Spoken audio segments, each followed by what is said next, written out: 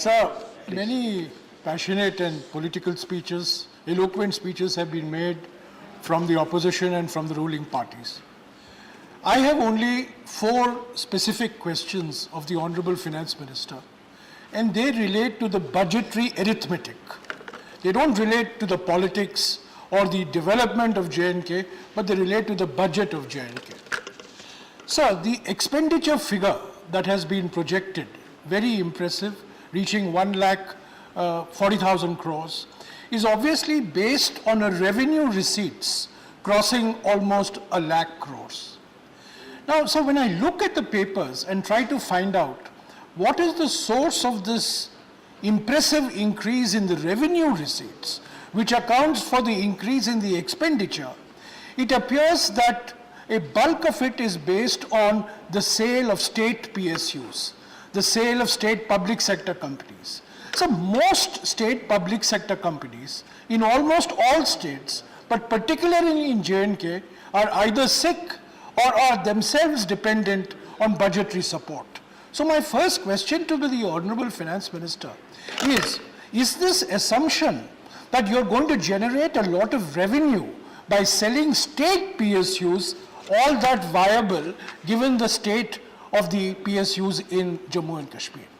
So my second question, the revenue receipt budget is dependent on additional resource mobilization, ARM. Now, it's not again clear what are the specific measures for raising additional resources. I can understand that the center will give more loans to the state, but that is not additional resource mobilization. You're not going to factor in loans from the center as additional resource mobilization. So I'd like to understand from the Honorable Finance Minister, so what are these additional resource mobilization? Are they additional taxes? Are they user charges? What are the additional resources on which the revenue receipt budget is based? So my third question, GST revenue is projected to double this year. This is very impressive, but it is also unprecedented.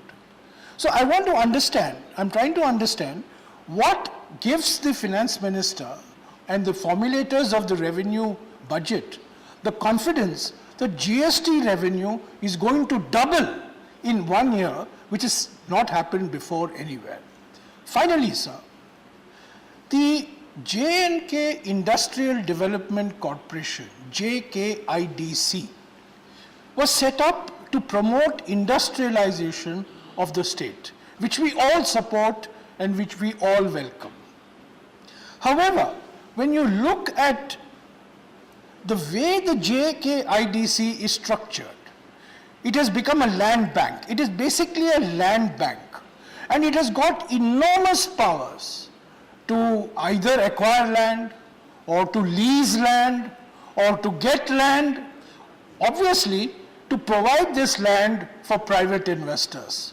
No state in India today has the liberalized land market that exists in J&K. Not Maharashtra, not Tamil Nadu, not the northeast states. The most liberal land market today in India exists in J&K. Now, I want to understand from the Honorable Finance Minister that obviously this is in order to promote private investment, in order to catalyze private investment, which we all welcome. And we know that in the last 3 years, many MOUs have been signed. So I'd like to know from the Honorable Finance Minister, how many of these MOUs have actually been translated into projects?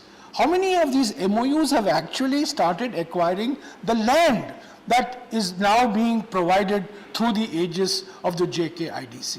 So I would request the Honorable Finance Minister, these are non-political questions, these are technical questions relating largely to the revenue budget, because unless we understand the assumptions of the revenue budget, we are not going to be able to understand the realism of the expenditure budget.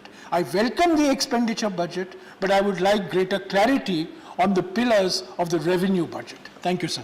Thank you, Jairam Ramesh ji. Mane Dr. Kirodi Lal Meena ji. Dr. Kirodi Lal Meena ji. Not present. माननीय सदस्यगण, हम लोगों ने the budget